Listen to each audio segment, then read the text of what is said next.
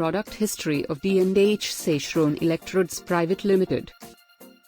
1976 Supratherme Ni, Special, AWS E 8018G, approved by Engineers India Ltd, for temperatures down to -60 degrees Celsius.